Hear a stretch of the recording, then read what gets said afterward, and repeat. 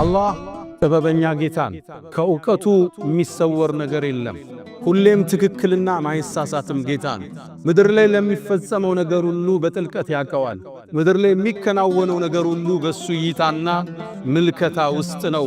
ወላሁ ዐላ ኩል ሸይእን ሸሂድ።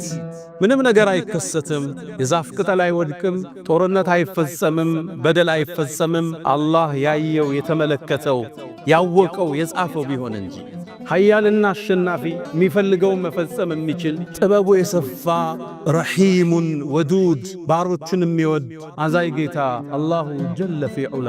ምድር ላይ የሚከሰቱ የትኛውም ክስተት አንዳንዴ በሰውኛ ቢርቀንም በእኛ ምልከታ ቢጠናንም አላህ ግን በደንብ ያውቀዋል። ከእውቀታችን በላይ ቢመስለንም ለምን ይሄ ነገር የሆነ አላህ ዝም አለ የሚል ብዥታ አንዳንዴ ቢሰማንም አላህ ግን ያውቀዋል።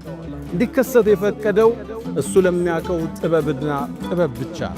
ምእመናን አሁን ሲጨፈጨፉ እናያለን። አገሮች ሲወድሙ እንመለከታለን። ገዛ ለኛ ምሳሌያችን ነች። ከ80,000 በላይ ቶን ቦምብ ወርዶባታል። ከ55,000 ሰው በላይ አልፈዋል። አላህ ሸሂድ አድርገው ይቀበላቸው። በደል ለ3 ዓመት ሲፈነጭ እያየነው ነው። አላህ ያያል፣ ይሰማል። በረቀቀ ጥበቡ እያስተናገደው ለእኛ እውቀት በገዘፈ መልኩ እየተፈጸመ ነው።